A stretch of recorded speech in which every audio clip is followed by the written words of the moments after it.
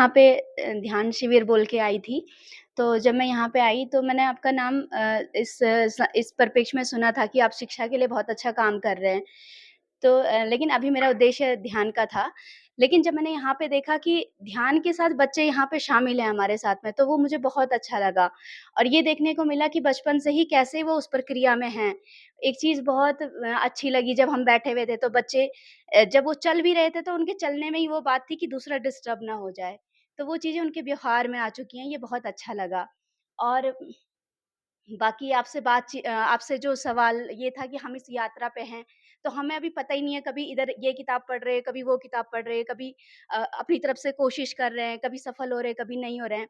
तो हमारे सामने कोई ऐसे नहीं है कि जिनको हम देख सकें कि ये इन्होंने कैसे किया, ये वहाँ तक कैसे पहुँचे।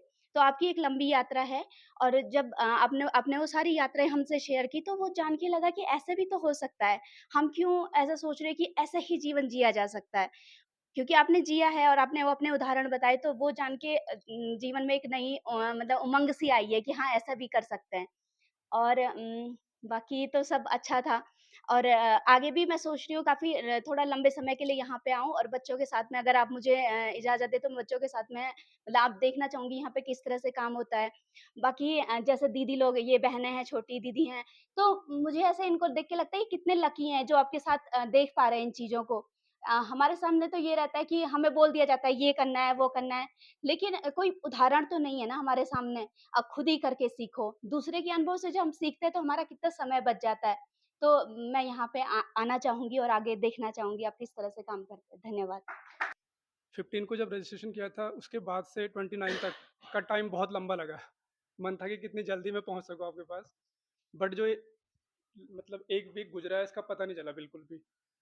एंड सर, अगर कोई पूछे कि कैसा एक्सपीरियंस रहा, तो मैं यही बोलूँगा कि एक कुछ ऐसा नया फल खा लिया है कि मैं एक्सप्लेन नहीं कर सकता उसका टेस्ट। तो खुद से ही वो चखना पड़ेगा, तभी पता चलेगा। एंड सर, जो एक बोलते हैं ना कि अटैचमेंट बहुत गलत चीज़ है, लग रहा है कि वो हो गया आपके साथ। और कल से थोड़ा इमोशनल हो गया हूँ मैं, तो मुश्किल होगा थोड़ा, लग रहा है। Thank you.